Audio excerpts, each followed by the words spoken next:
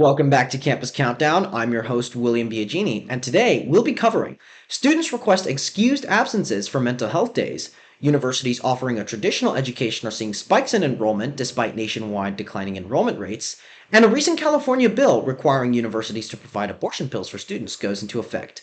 We'll be covering these stories and more on today's episode of Campus Countdown.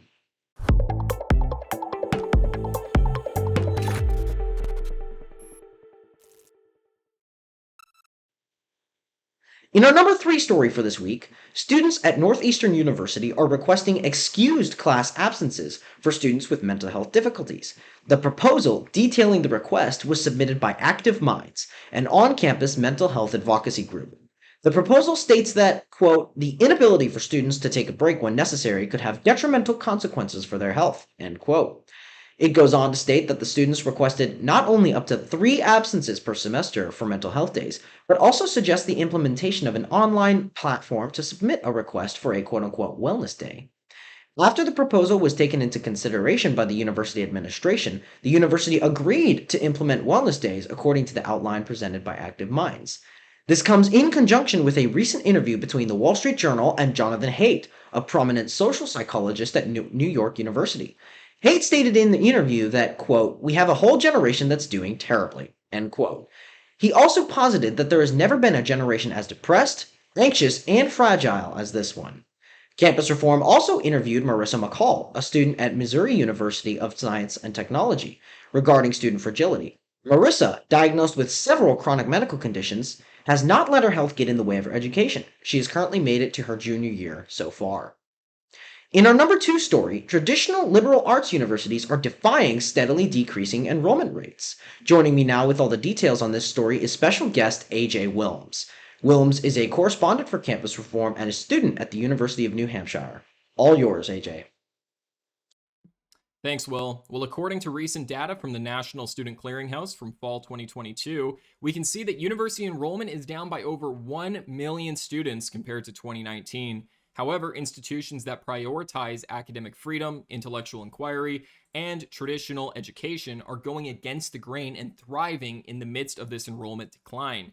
This is in stark contrast to some of the schools that are increasingly pushing for diversity, equity, and inclusion, or DEI, in education, such as SUNY, which are seeing a steady decline in overall enrollment. For example, Hillsdale College saw a spike of 53% in applications. And in regards to this, the director of admissions at Hillsdale, Zachary Miller, told Campus Reform that part of the reason their school has been able to succeed is because of the, quote, truths of the Western tradition and how they're, quote, never going to be going out of style or out of fashion.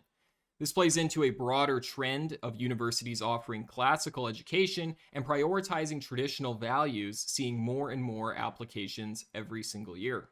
For example, Liberty University, one of the largest American Christian schools, experienced an increase of enrollment between 2019 and 2020 by 45%, according to recent data, while simultaneously, U.S. enrollment of higher education continues to plague in most institutions. Similarly, we can look at places like Grove City College, a private Christian college in Western Pennsylvania, where last year they experienced a 20-year application high, as well as a 46% increase over 10 years.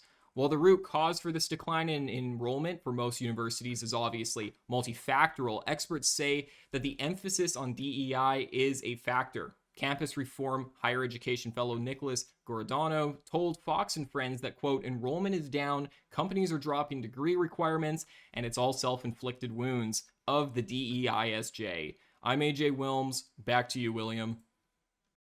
Thanks, AJ. For our number 1 story this week, a recent bill by the California Senate that requires universities to provide abortion pills for birth control took effect as of the new year. The bill, titled SB 24, requires every healthcare service clinic at a California State University or University of California campus to offer abortion through quote-unquote medication techniques. According to SB 24, the procurement of such abortive medication techniques need not occur at affiliated hospitals, but can occur on-site at the university and by providers on staff at the Student Health Center. Campus Reform previously reported on the bill last year, which posits that abortion is a constitutional right despite the overturning of Roe v. Wade this past summer. Furthermore, it is expected that legislators in other states intend to follow in California's footsteps. For example, New York proposed a similar bill back in 2019. However, it has not yet passed the state legislature. Massachusetts, on the other hand, recently passed a bill as an emergency measure in order to protect access to abortion and, quote-unquote, gender-affirming care at universities. None of the parties contacted by Campus Reform have provided comments for the story. And for our woke tweet of the week, we have a tweet posted by Dr. Jen Jackson, a professor at Syracuse University. The tweet reads, quote, "Transphobia literally has nothing to do with trans people. It has to do with cis people who cannot accept other people's rights to live and breathe outside of normative or predetermined constructs," end quote. In her Twitter bio, Dr. Jackson describes herself as, quote, "the radical gay auntie your mom warned you about," end quote. She is also a self-proclaimed abolitionist. That concludes this week's episode of Campus Countdown. To read all about these stories and more, check us out at campusreform.org. Remember to like this video and subscribe to our YouTube channel. You can also follow us on Facebook, Twitter, and Instagram at Campus Reform. I'm William Biagini, and thank you for watching Campus Countdown.